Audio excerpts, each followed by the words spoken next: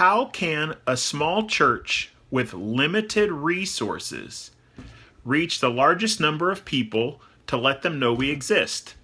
We are renting a space, so we don't have our own building, and we need to let people know where we are and encourage them to come and hear our pastor. There's a couple of things I would suggest to you. The first one is I would start with email. Now, email may seem crazy because it's not necessarily immediately going to people outside of your church body, but it's part of your strategy for getting the word out. So I would start with email. I'd begin by collecting the addresses of your church and community members. And the best way to do that is going to be through your church website. You can use a service like MailChimp, who has a free version available, and ask people to sign up for like a weekly newsletter, info about events, something like that, something that's going to be compelling for them to give you an email address for. And then you need to begin to send out what I call high value emails on a regular basis. Now, what do I mean by high value? It needs to be more than just an events calendar. People don't just want details.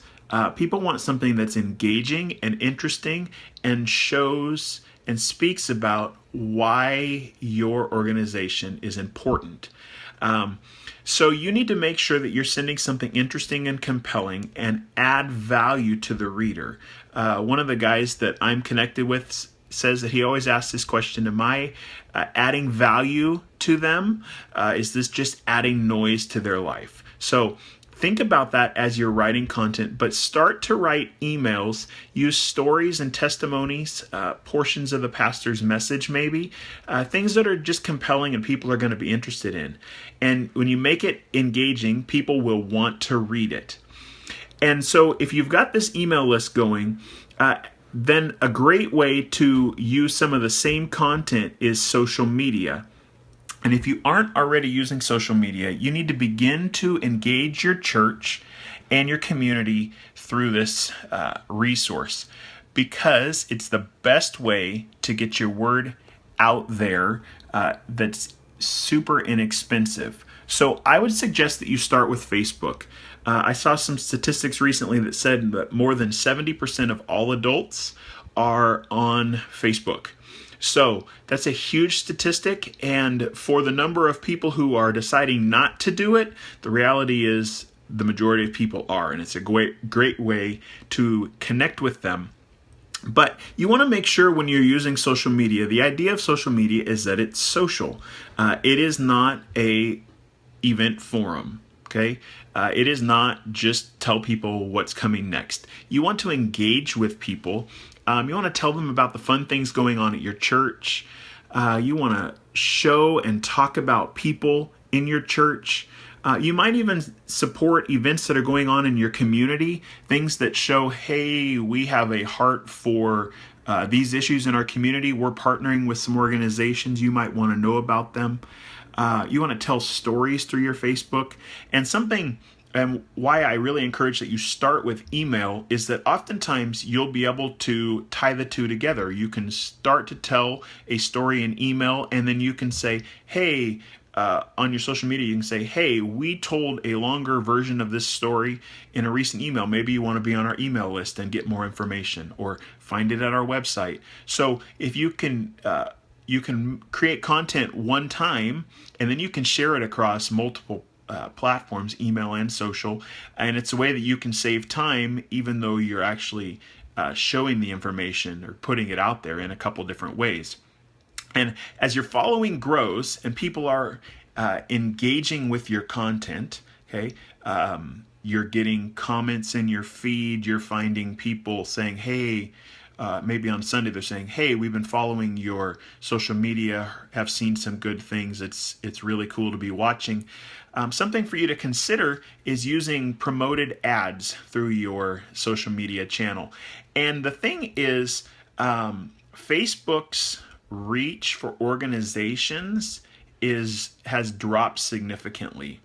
And here's kind of the thing, is that at any given time, a person could have as many as 1,500 different items show up in their feed on Facebook. Okay, and Facebook knows no one's going to ever go through that many posts. You're maybe, if you sit and scroll for a while, going to get through 200 or 300. So Facebook has this way that they look at how you interact and who you interact with, and they determine, okay, we think these are the best posts to show you right now. So they cut that 1,500 posts down to the top few. Well, the challenge there for an organization, especially like a church, is that very quickly, if you have, say, 100 people who have liked your page, well, Facebook starts sorting things, and all of a sudden your posts are only being seen by 5, 10 people. And that, unless they're super engaging and people are responding and clicking and commenting and sharing it with their friends, then all of a sudden the number of people who see your posts goes up significantly. So one way of helping to boost that number is to use promoted posts. And there's a couple ways you can do it. One is to use what's called the boost post feature. And oftentimes if you create a post, you'll see that it shows up in the bottom right hand corner. It says you can boost this post. You can spend $5 and share it for this many number of people in your area.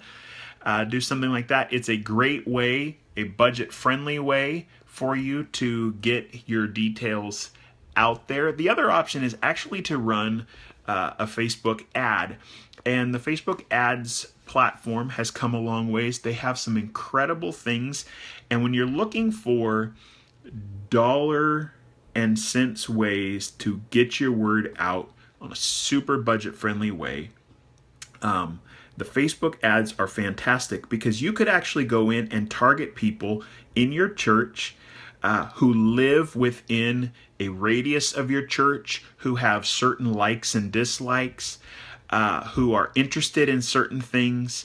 It's a very cool thing. I was able to help one organization who they did childcare, and I was able to say, I only want to target families within a 2-mile radius of the childcare who have parents who both work, who have kids in school age, and we were able to whittle it down so that I was only showing that ad to specific people who actually met the criteria I was looking for.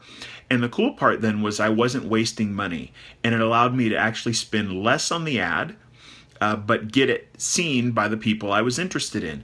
And so you actually can set a budget of as little as $1 a day with Facebook ads. And depending on how specific you are with your targeting, you can see, they give you an estimate of how many people are going to see your ads. So it's a great way when you ask about budget-friendly ways to get your word out there as a small church. How do you get seen by your community? The Facebook ads is a great way to do it. But really, if you can marry the email and social media together, save some time by sharing information back and forth between the two. Remember that you need to be putting together engaging content that people want to read, want to be a part of, and it will make all the difference in the world for you.